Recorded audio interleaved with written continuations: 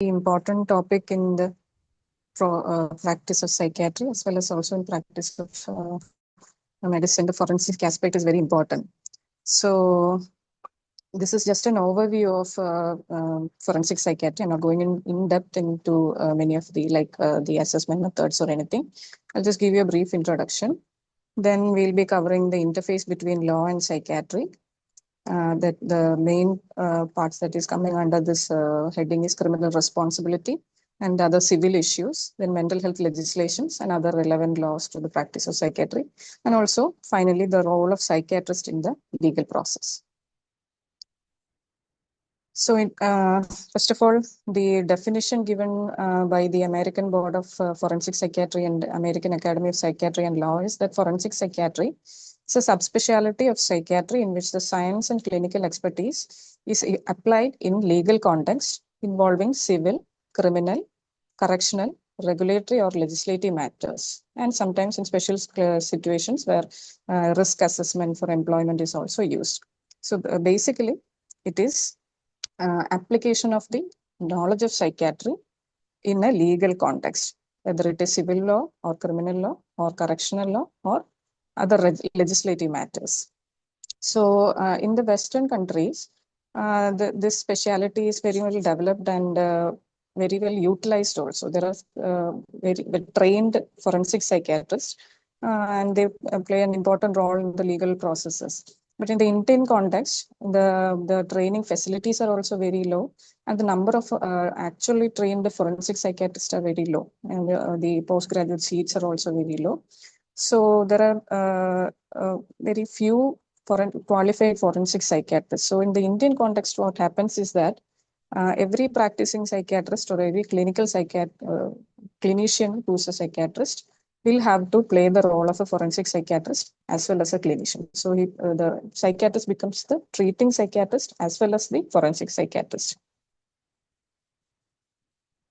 So we'll go on to the where the interface of law and psychiatry comes in. The most important aspect is the criminal responsibility. So as you know, the law will be mainly focusing on the Indian context. So the law regarding the criminal responsibility in Indian context was Section 84 IPC, now which has been changed to Section 22 of Bharatiya Nyaya Samhita, BNS. So this is a section of the law which says about the act of a person of unsound mind. And it is like an all or none law. That is whether you are criminally responsible or not responsible by virtue of your mental illness. And then other countries, there is a concept of diminished responsibility or diminished capacity where you will be tried for a particular crime, and if you are found to have a mental illness where your capacity to plan and execute a crime is found to be less, you will be having diminished responsibility, or the sentence will be low, or you will be tried for a lesser degree of crime. But this is not the case in India. Here we have a section which states that either you are criminally responsible or not responsible. So we'll see a bit about the history of this. So the question of whether a person is criminally responsible or not came from the fact that for committing a crime, there should be the act of crime and also the intent to do the crime. That is actus rea and mens rea. So if a person is not able to form the mens rea part, then your responsibility for committing the crime will become lesser than a normal person. So there has been several laws. These are only of historical importance only. The good and evil test, whether the person is able to differentiate between good and evil, right and wrong, whether the person is only having the capacity similar to that of an animal or a wild beast to differentiate between good and bad. And these were the earlier laws. And then came a landmark case called McNaughton's case, where a person named McNaughton, who was accused of, who was tried for committing a murder on a British Prime Minister. But during the trial of the case, it was found that McNaughton is suffering from a mental illness, and the person was not able to understand the difference between right and wrong, or he did not understand, he was not able to comprehend whether what he is doing is against the law. So in that case, McNaughton was acquitted. So this happened in Britain. And the law in India also was similar at that time, because India was a British colony. So then the section which was describing this is section 84. And similar laws are there in the US, United States of America, where the Durham rule and the American Legal Institute test. All these are essentially the essence of the law remains the same. That is, whether the person is having a mental illness, which prevents him from understanding whether what he's doing is right or wrong. So that is the essence of section IPC also, that we'll see in detail. So 84 IPC, or currently section 22 BNS, it says that nothing is an offense which is done by a person who, at the time of committing the act, by reason of mental condition. Now it has been changed to mental condition. Before section 84 IPC, it was termed as unsoundness of mind.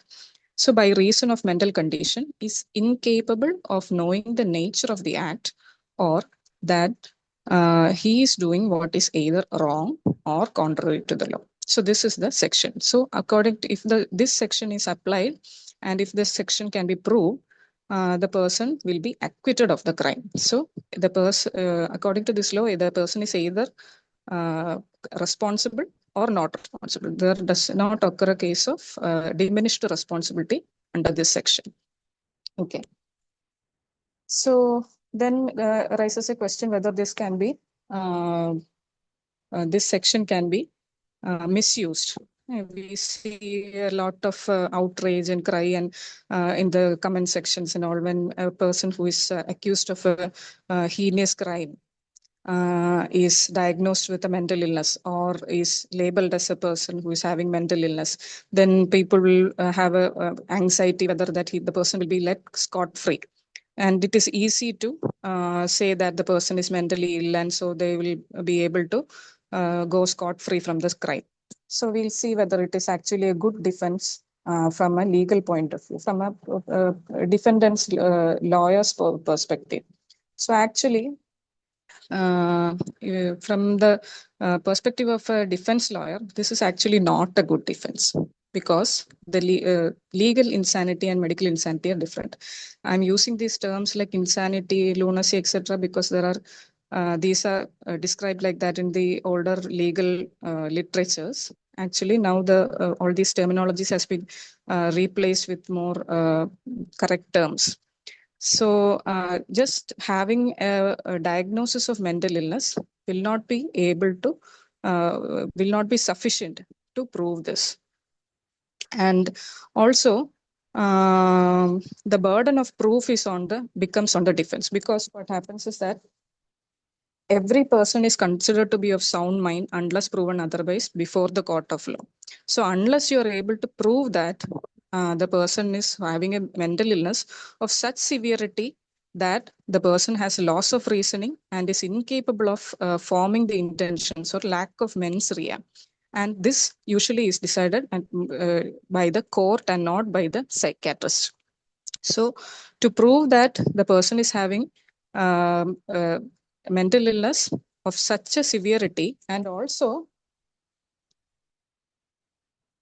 at the time of committing the act, then the proof of burden of proof is on the defense to prove that the person had such a kind of mental illness at the time of committing the act. So that is a very difficult task to do.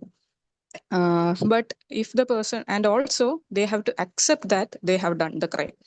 So otherwise, in our legal system, the burden of proof to proving the crime is on the prosecution. So they have to prove beyond reasonable doubt that a person has committed a crime. So it is easier for the defense to find loopholes in the story built by the prosecution. So that is an easier task than to accept that the person has committed a crime.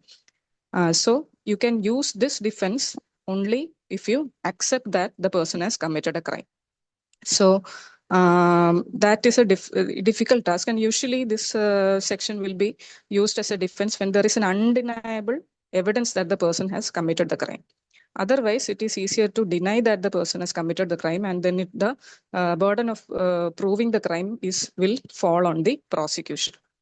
So usually, so this is not a very good defense and an easy defense from the point of view of a defense lawyer. And also, the point of view of a person who is trying to use the defense, the using the defense, or even if you are acquitted using this defense, it does not mean that you are let scot free.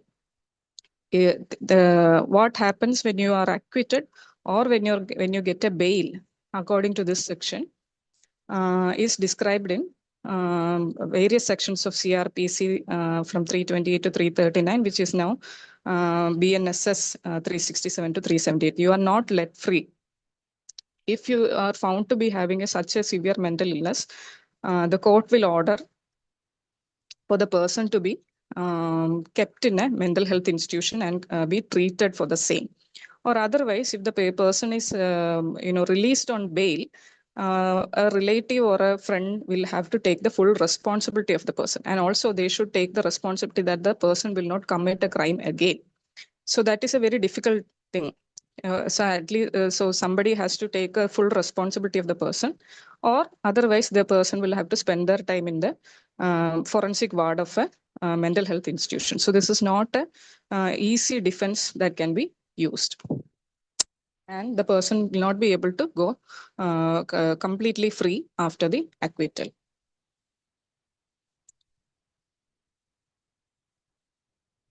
So now comes the question about true or feigned insanity. So whether the person can actually, act like a mentally ill person and use this. So again, if the person is saying that, and for various reasons, people can act like they're having mental illness or claim that they're having mental illness, not just in crimes for compensation, for to avoid duties, to prolong the trial also. People can feign a mental illness. So how will you examine?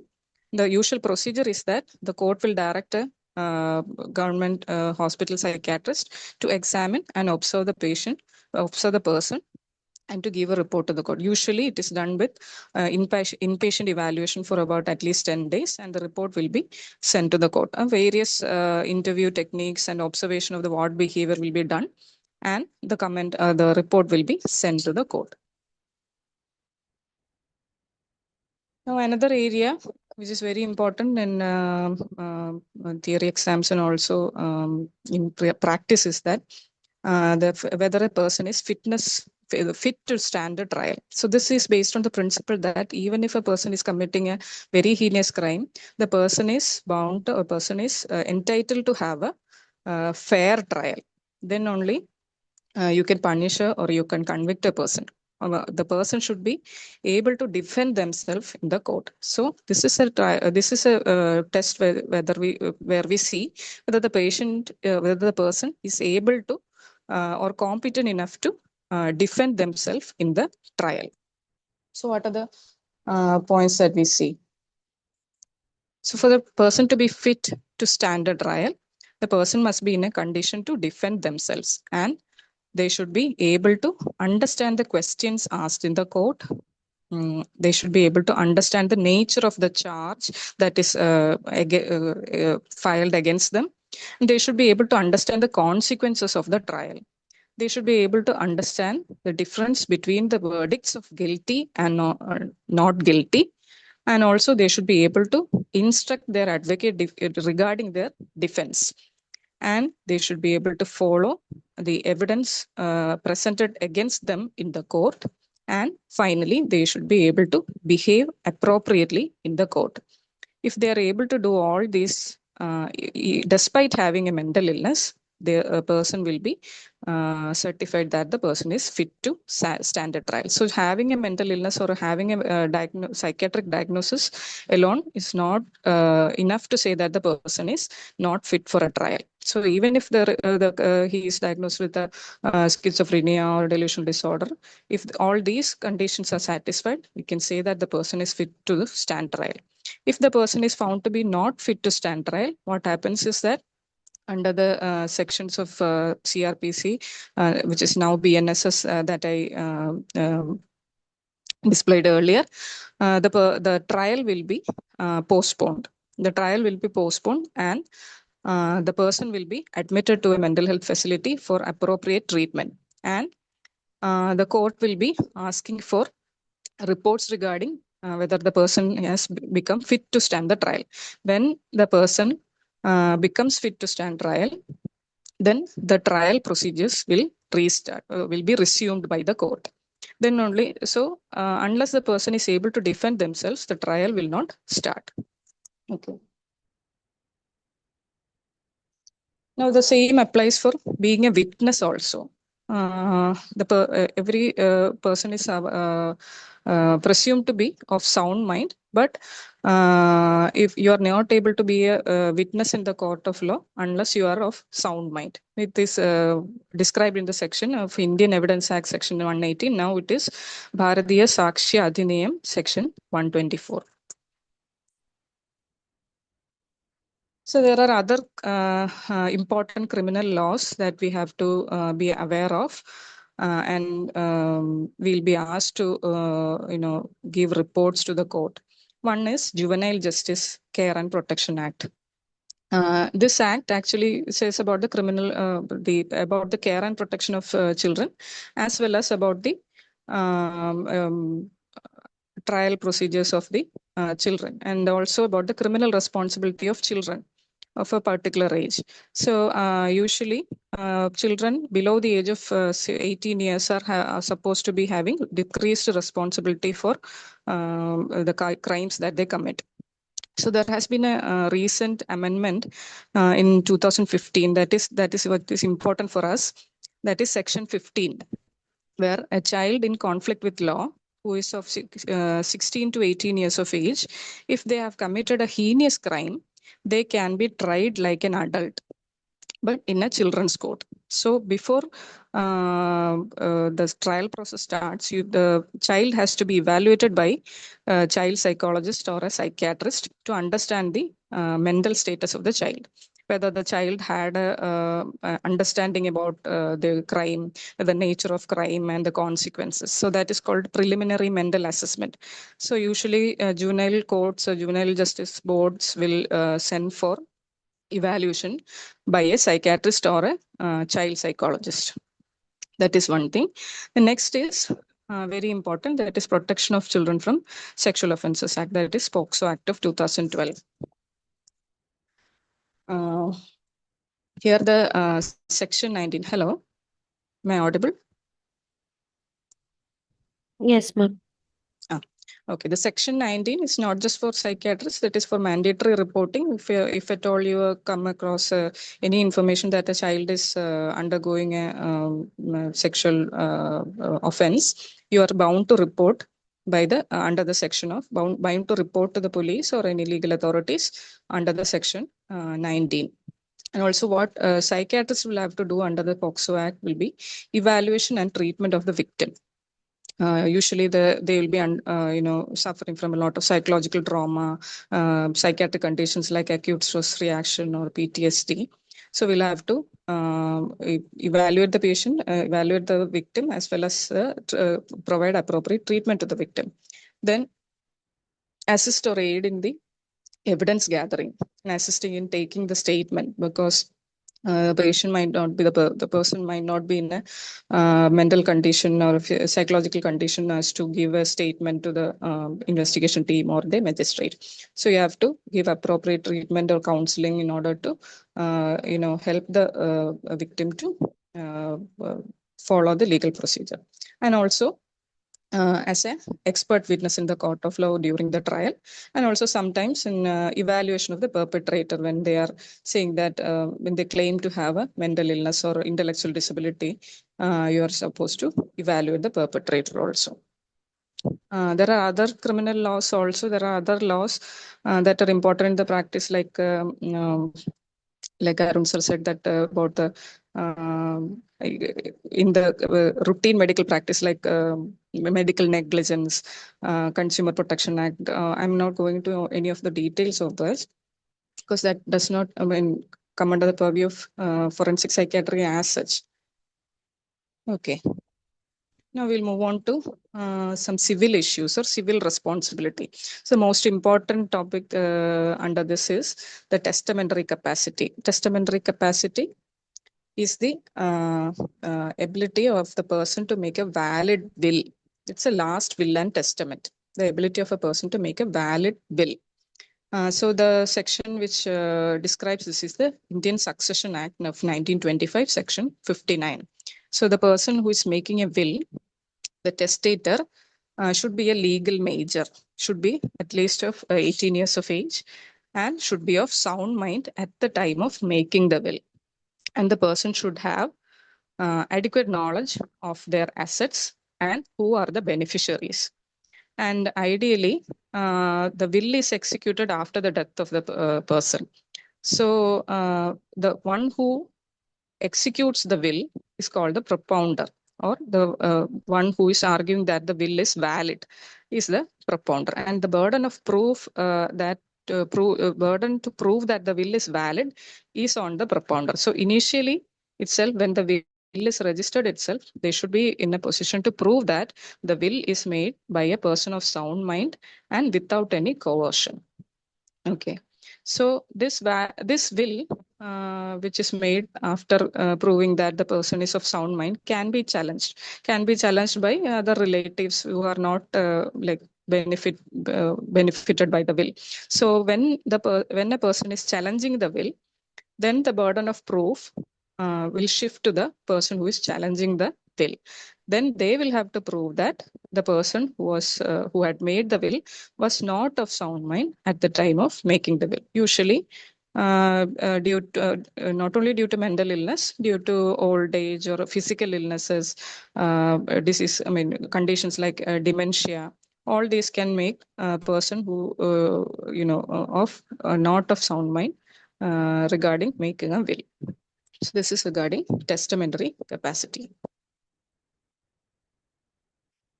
Other civil issues, we'll rush through these. The right for a person to vote and stand for election. For all these, the person should be of sound mind. For driving, for adoption purposes, for entering into a legal contract, for entering into a marriage, divorce, for everything, the sound mind aspect will be there. And in case of divorce, a lot of times the mental illness has been raised like as a grounds for divorce. But mental illness as such, having a diagnosis of mental illness as such is not a grounds for divorce. But the mental illness should be of such severity that the spouse cannot be expected to have a meaningful married life. Then only the mental illness becomes a grounds for divorce. Otherwise, having a mental illness or having a psychiatric diagnosis as such is not a grounds for divorce. Usually, when the in divorce cases, the other party will be accusing that the spouse is having mental illness, and also in custody issues, child custody issues, they will accuse that the person is not having a mental capacity to take care of the children. So in such cases, what happens is that usually family courts will send the person for evaluation under a psychiatrist, and the psychiatrist will be sending a report regarding the mental status directly to the court. And based on that report, the court will decide whether the person is capable or not. Another important laws in mental health and healthcare is Rights of Persons with Disabilities Act.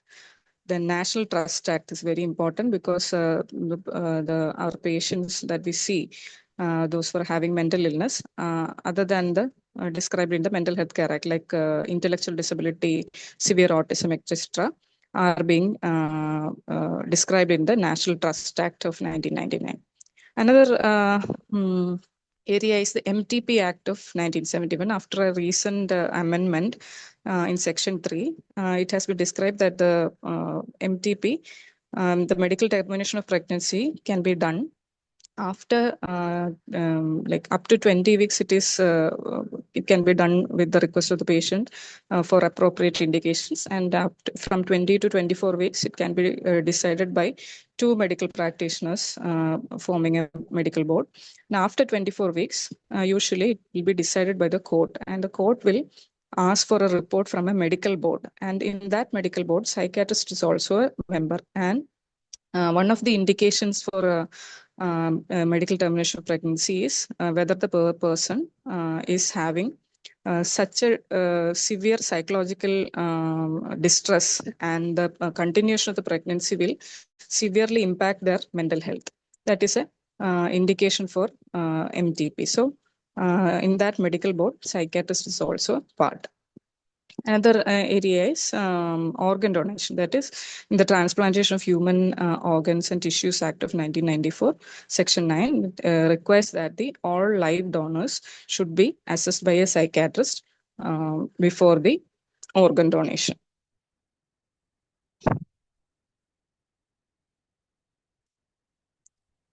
Then we'll move on to mental health legislations. So the first mental health legislation that we had was Indian Lunacy Act before independence, that is in 1912, which mainly was therefore the essence of the act was mainly to prevent the harm to the society from the mentally ill persons. And then came the Mental Health Act of 1987, where a lot of procedures were described for admission, discharge, and everything. And then came the Mental Health Care Act, the most recent act of 2017, which is basically a rights-based act, when the more emphasis is given for the rights of the person with mental illness. So how the act came into force is that the United Nations had a convention of rights of persons with disabilities in 2006, and India ratified that in 2007. And they, under this, all the countries were required to make a mental health law.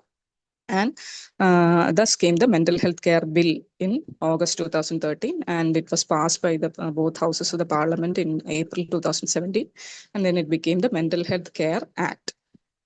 So why do we need a rights-based act? Is that by nature of the illness and by nature of the psychosocial issues that it brings, the rights of the persons with mental illness are often forgotten or not taken care of. That's why a rights-based act had to come into power. So there were a lot of changes. The Mental Health Care Act is a rights-based. It has 16 chapters, 126 sections, and there will be definitions of mental illness and how to determine mental illness and how to assess the capacity of a person to make a mental health care and treatment decisions. I will not be going in detail about the Mental Health Care Act. I think we had sessions for that earlier. So one of the things that come in the interface of law and psychiatry is that in the determination of mental illness, Section 3, in subsection 5, the mental illness, they have clearly said that it is not unsound mind. So having a mental illness or determining the person to be having a mental illness does not mean that the person is of unsound mind. Whether the person is of unsound mind has to be determined by the court and not by the mental health professional. And also regarding the capacity to take decisions. So this should not be confused with the capacity to make decisions in the context of a criminal procedure. So this is a capacity to only to take treatment decisions, whereas whether the person is capable of standing trial, or whether the person is capable of committing the crime, and these all have to be examined separately. And these are the new provisions which gives more rights to the person, like advance directive. I think you're all familiar with all this. I'm not going to elaborate on all these. Another thing of importance or interest in forensic psychiatry is that there was a section called 309 IPC, which is for punishing a person who attempts a suicide. The person who attempts a suicide but is not successful in completing the suicide could have been tried under this particular section, that is 309 of IPC, which would have attracted a punishment of up to 1 year of imprisonment. Now, what happened in MHCA is that under section 115 of the Mental Health Care Act, the person who was committing or attempt to commit a suicide was presumed to be having a severe stress. That is, notwithstanding anything contained in the 309 IPC, any person who attempts to commit suicide shall be presumed, unless proved otherwise, to have severe stress and shall not be tried and punished under the section. So this was the huge step in decriminalizing the suicide attempts. Now, when the new legal system, that is BNS, came into force, this particular section has been actually deleted. There is no corresponding section for 309 IPC in the Bharatiya Nyaya Samhita. So now the importance of section 115 is not there now, but before BNS, this particular section actually helped in decriminalizing the persons who had attempted suicide. Now we come to the last part of the session, that is, what is the role of a psychiatrist? So in the actually the role of a psychiatrist or a forensic psychiatrist is as a witness or an expert witness in the court, and also to send medical reports. When the court asks the psychiatrist to examine a particular patient, you are supposed to prepare medical reports and send it directly to the court. And also you have to aid in the legal process. In the legal process, in that of a criminal law, it begins from the investigation, a trial, and after the trial, what happens. Okay, so we'll see that in detail. And in the Indian scenario, there are many challenges. Like I said, in the Western parts of the world, there are trained psychiatrists and forensic psychologists who are actually utilized for this purpose, for evaluating and giving a report to the court. Here, actually, the treating psychiatrists will have to balance both roles. So there is a disadvantage that there can be biases towards the victim, biases towards the perpetrator, whoever you're evaluating. There can be, it is a difficult thing to balance for the treating psychiatrist to actually evaluate impartially without bias and give a report. But at the same time, in the West, usually the person who is evaluating the person will not be the treating psychiatrist. Okay, so there are certain challenges in the Indian scenario. This is mainly because there are not many trained forensic psychiatrists, and the scope, the options for getting trained is also very less in India. It's actually, the forensic psychiatry is actually an area which is only developing in our country. But it is a very fast advancing area, the forensic, the lot of other specialities and many courses in forensic science, graduation courses are there. And forensic psychiatry, I think the DM course is there in NIMHANS only. And the postdoctoral fellowship is also available in NIMHANS. So the number of people who are trained is actually less.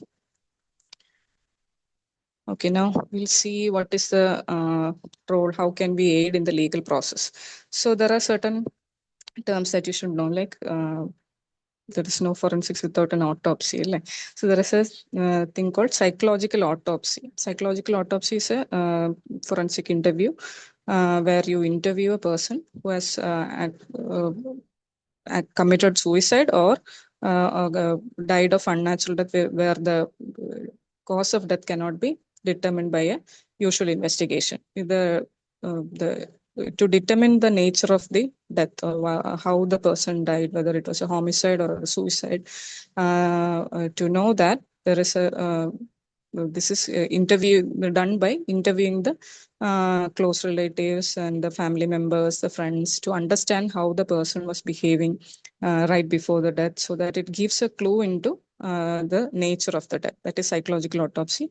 Another area is called criminal profiling, where a lot of psychological aspects like study of victims, study of how the dynamics between the personality of a victim and a perpetrator is going on. So that based on that, from the evidence from a crime scene or the evidence of the modus operandi of the crime, you try to create the profile of a person who is committing the crime. That is called criminal profiling.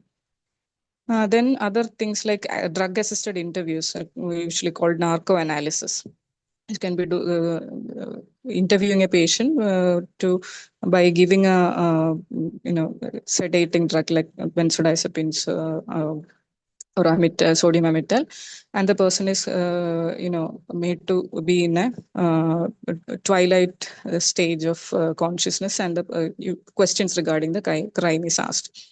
Then also these are the things that we do help in the legal process at the investigation stage, and assisting in recording the statement of the victim and treatment of the victim and treatment of the perpetrator also. Then other tests which are done by other forensic professionals. These are not actually done by forensic psychiatrists, like polygraph and brain fingerprinting are also of interest to us.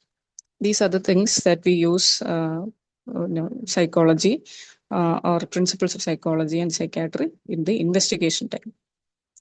And during the trial, how can we aid the legal processes to assess whether the person is fit to stand trial? Then if the person is not fit to stand the trial, you give appropriate treatment to the offender so that the person becomes fit to stand trial, and also as an expert witness. And after the trial also, the role of the psychiatrist is there that, like I said, after the acquittal, the person who has been acquitted under section 22 of BNS, the treatment also continues.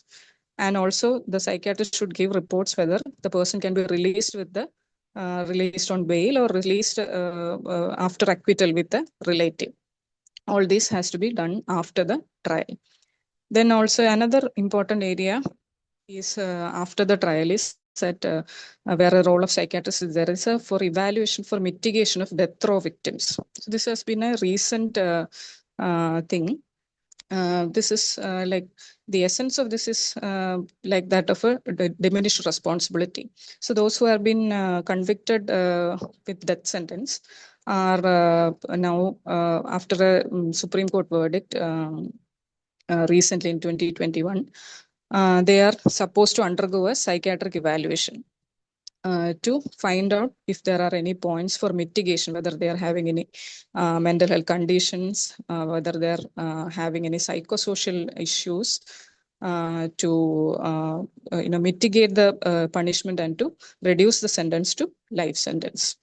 So this has been done by an organization that's National Law University of Delhi under a name called Project 39A, which has been taken from the Article 39A of the Constitution of India, where it advocates for the that everybody should get the equal treatment before law, regardless of the psychosocial conditions. So these are the areas in which you can aid, a psychiatrist can aid in the legal process in a criminal proceedings. So that comes to the end of the session. So in summary, mental illness and law, the most important thing and usually asked in exams is mainly about criminal responsibility and civil issues like testamentary capacity, and also mental health care legislations, and also about the role of psychiatrists. So with that, I close the session. Thank you all for the patient listening. Thank you so much, ma'am.